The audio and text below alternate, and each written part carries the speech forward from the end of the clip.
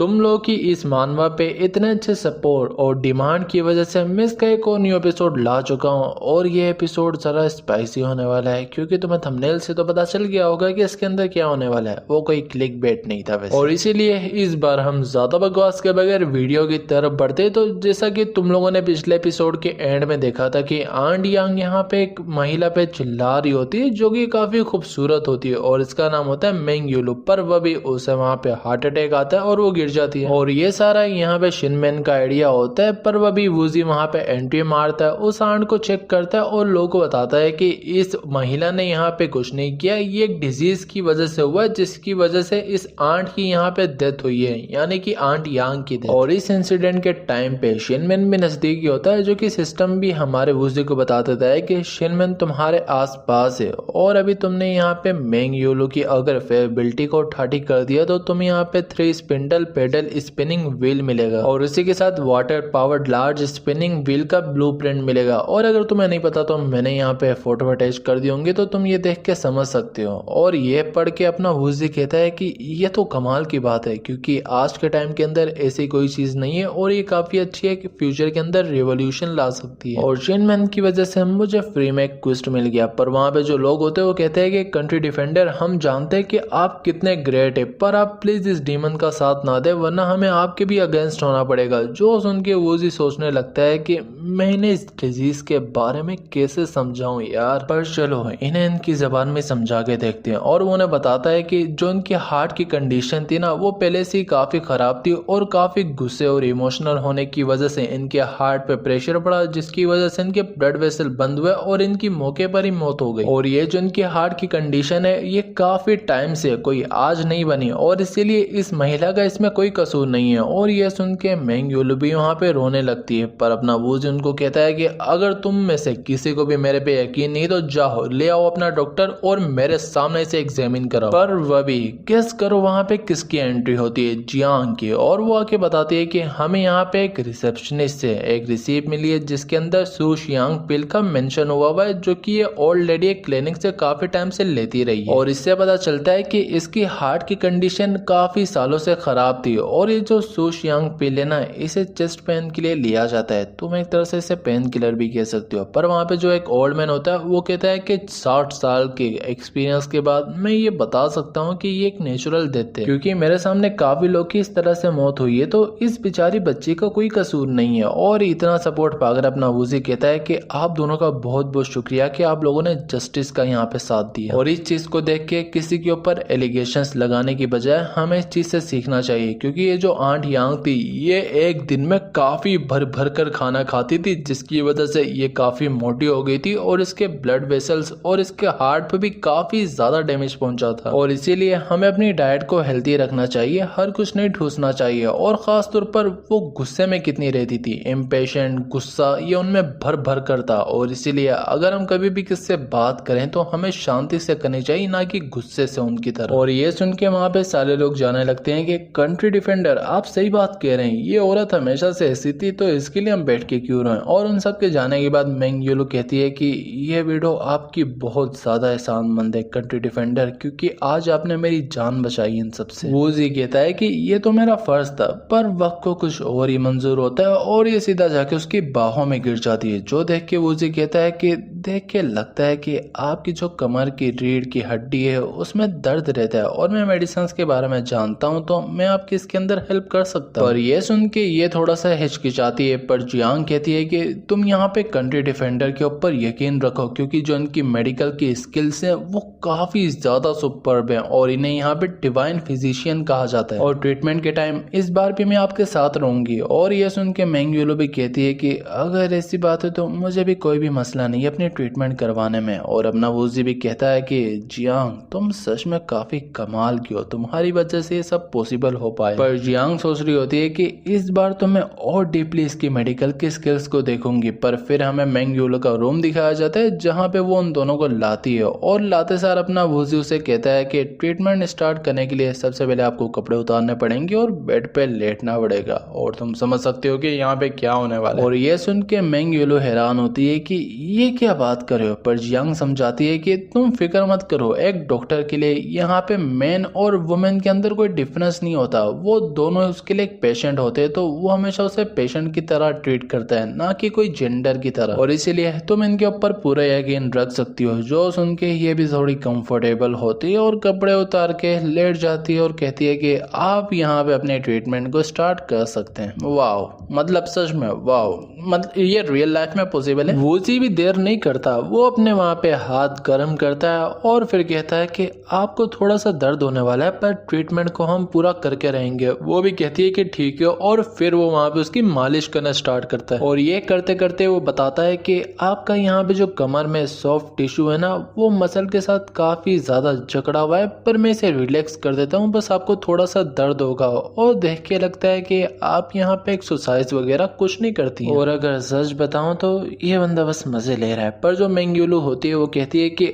आज के बाद से मैं वादा करती हूँ कि मैं एक्सरसाइज करूंगी, और अभी एक्सरसाइज ही तो कर रही है लोग। पर अपना लोंडा कहता है कि काफी अच्छे, पर अब मैं आपकी बॉडी को यहाँ पे हील करना शुरू करता हूँ। वो भी कहती है कि जैसा आप चाहें, और दिल में इससे काफी मजा भी आ रहा होता है क्योंकि इसकी फिजिबिलिटी बढ़ रही होती है। पर वूजी कहता है कि मैं जरा आपके पोस्चर को सही करता हूँ, क्योंकि इसके बाद मैं अपनी अल्टीमेट स्किल को परफॉर्म करने वाला हूँ, जो कि है फ्लावर पल्किंग फिंगर। और ये फिंगरिंग टेक्निक है। पर्शियन मैन, तुम्हारी वेल्थ और अपॉर्चुनिटी सारी मेरी हुई, और इसके बाद जो मेंग्यूलू के पैसे हैं उससे मैं यहाँ पे हाइड्रोलिक ड्रिल को बनाऊंगा, जो कि यहाँ पे मेरे को काफी सारे क्राफ्टमैन को रिक्रूट करके देगी। और इसके बाद जो टेक्सटाइल के अंदर इसकी फैमिली की डील्स हैं उसका फायदा उठा के मैं एक बिजनेस शुरू करूंगा, जो कि होगा कॉटन के कपड़ों का रेडीमेड, और उन्हें काफी अफोर्डेबल प्राइस पे बेचूंगा, जिससे काफी सारे लोग मेरे से विंटर्स में खरीदने आएंगे। और इसके बाद वूजी अपनी 48 हैंड्स फ्लावर पल्किंग फिंगर टेक्निक को यूज करके उसे ट्रीट करना शुरू करता है। और एंड में आके वो भी कहती है कि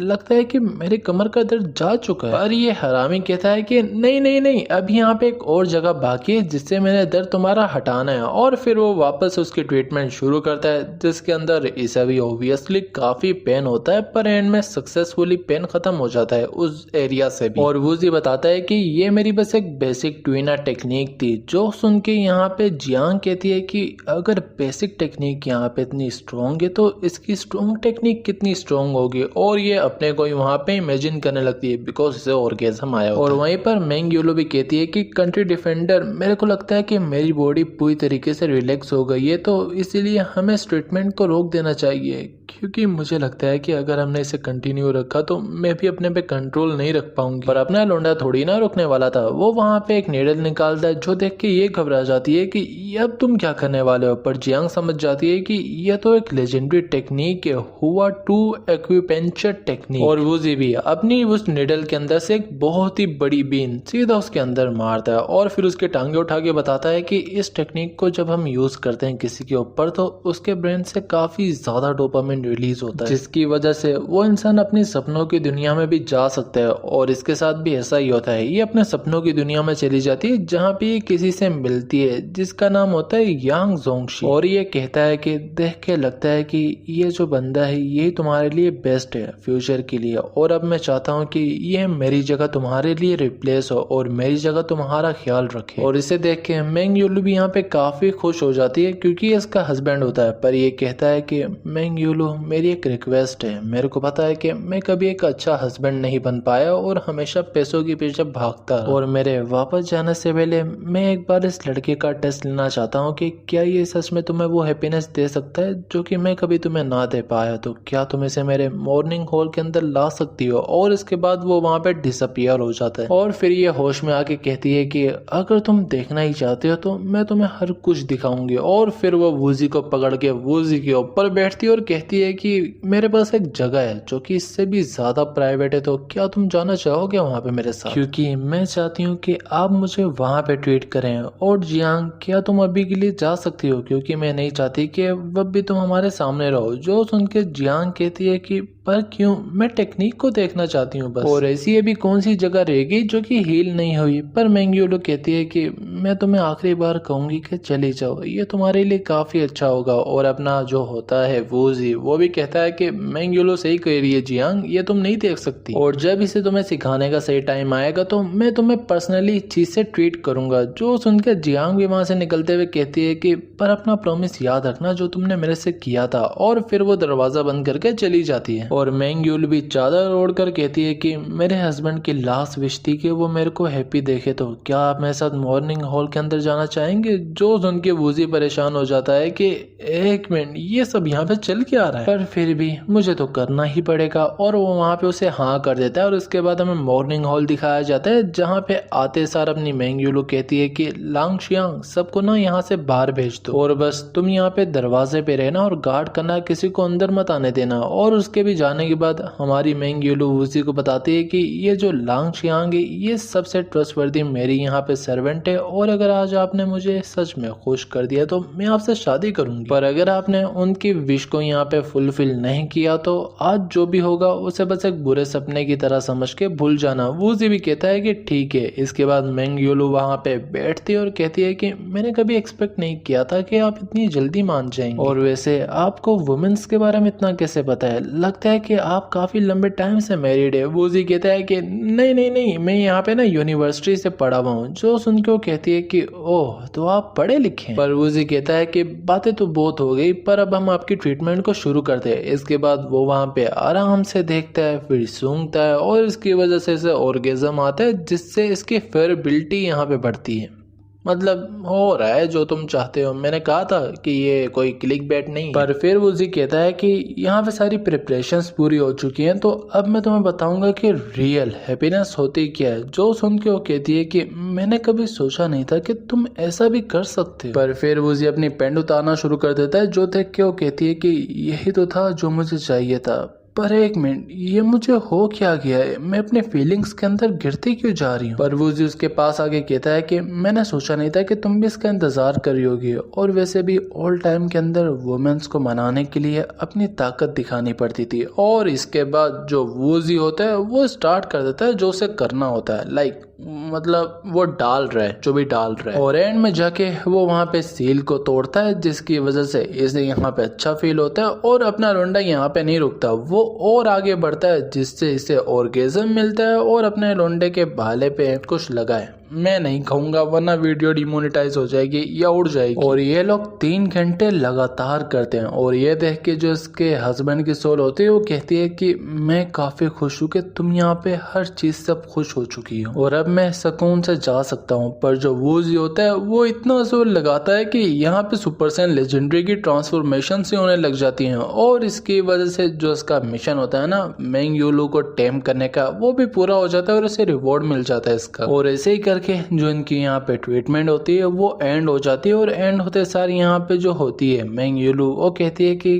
क्या तुम सच में मेरे से शादी करोगे। वूजी कहता है कि ऑफ कोर्स मैं तो करूंगा, मैं तो तैयार हूँ। पर जो मेंग युलू होती है वो खड़ी होती है और कहती है कि पर मुझे लगता है कि आप बस मेरे से मजे लेने के बाद मुझे ऐसे अकेला छोड़ के जाने वाले, और मैं आपके सिवा किसी और से शादी नहीं करना चाहती। जो सुन के वूजी कहता है कि देखो मेरे को ना एक मिशन मिला हुआ जिसके अंदर मैंने एक टाइगर को मारना है, उसे मारने के बाद मैं वादा करता हूँ कि मैं तुम्हें अपने साथ अपने घर जरूर लेके जाऊंगा। पर वो रोते हुए कहती है कि मैंने कभी सोचा नहीं था कि आप में से इतना घटिया वादा करेंगे। आपको पता भी है कि वो टाइगर यहाँ पे कितना खतरनाक है, पर फिर भी आप उसके पास जाना चाहते हैं। क्या आप वापस मेरे को एक विधवा करना चाहते हैं, यानी कि विडो। पर वूजी उसे अपनी तरफ घुमाता है और कहता है कि मैं वादा करता हूँ कि मैं जिंदा वापस आऊंगा और तुमसे किसी भी हाल में शादी करूंगा। जो सुन के वो रोने लग जाती है कि पर मेरे से पहले भी किसी ने ऐसा ही वादा किया था कि वो मेरे साथ बुढ़ापे तक रहेगा, पर उसने तोड़ दिया वादा। पर इसके बाद वो दोनों वहाँ पे किस करने लग जाते हैं, और ये किस काफी हॉट लग रहा होता है हमारे वूजी को। पर जो यहाँ पे मेंग युलू होती है वो कहती है कि मैं आपसे कह रही हूँ कि आप ना जाओ, क्योंकि मैं आपके बगैर नहीं रह सकती, और अगर आपको कुछ हो गया तो मैं किस तरह रहूंगी। पर वूजी समझाता है कि देखो हमने शादी करनी है और उसके लिए मेरे को तुम्हें गिफ्ट देना पड़ेगा, तो मैं टाइगर के गोटो को तुम्हारे पर्स पे हेजल लकी चार्म यूज करना चाहता हूँ। वाह, मतलब टाइगर के गोटो को ये लगाएगा वहां पे, व्हाट द हेल। पर वहीं पर जंगल में मंगल करता हुआ जो टाइगर होता है उसकी फटके 4 हो जाती है और उसके गोटो में दर्द होने लग जाता है कि एक मिनट क्या मेरे को किसी ने याद किया। पर इसके बाद हमें शिन मिनिस्टर स्टेट दिखाया जाता है जहाँ पे शिनमेन बुकला गया होता है कि इस वूजी की मैं छोड़ूंगा नहीं बहन। और वूजी मैंग्यूलू मेरी थी और उसका सारा पैसा मेरा था, और बेशक तुम यहाँ पे कंट्री डिफेंडर हो पर जो मेरे फादर हैं वो किसी भी तरह तुमसे इस चीज का बदला लेके रहेंगे। देखना मैं तुम्हारे साथ क्या करता हूँ। और अब फाइनली वो बदबूदार औरत मेरे किसी काम आएगी और फिर वो मैडम वू को बुलाता है, पर वहाँ पे एक सर्वेंट आके बताती है कि जो मैडम वो हैं वो अपने पेरेंट्स के घर वापस जा चुके हैं। जो सुन के वो गुस्से में आ जाता है कि इसकी इतनी मजाल कि ये मुझे पता है बगैर घर से निकले, और फिर ये इसे मारना यहाँ पे शुरू कर देता है। पर फिर वो कहता है कि अब मेरे पास यहाँ पे लास्ट ऑप्शन बचा है कि मैं अपने ब्रदर युन ली शू को बुलाऊं, क्योंकि वो यहाँ पे बॉर्डर पे जनरल है और अब वही यहाँ पे कुछ कर सकता है मेरा बदला लेने के अंदर। और इसी के बाद जो हमारा चैप्टर होता है वो फाइनली यहाँ पे खत्म हो जाता है। और आई होप कि तुम्हें वीडियो पसंद आई होगी, और बेशक वीडियो यहाँ पे 15 से 20 मिनट की है बट काफ़ी इंटरेस्टिंग बनी है, क्योंकि तुम्हें मैंने यहाँ पे क्लिक बैट नहीं कराया आफ्टर ऑल। और अगर तुम्हें वीडियो पसंद आई हो तो जाके वीडियो को लाइक करो, चैनल को सब्सक्राइब करो, और अगर चाहो तो टेलीग्राम एंड इंस्टाग्राम पे भी फॉलो कर सकते हो। और अगली बार से मैं दूसरी मानवास की 1 आवर की वीडियो डालूंगा, तो तब तक के लिए सायोनारा।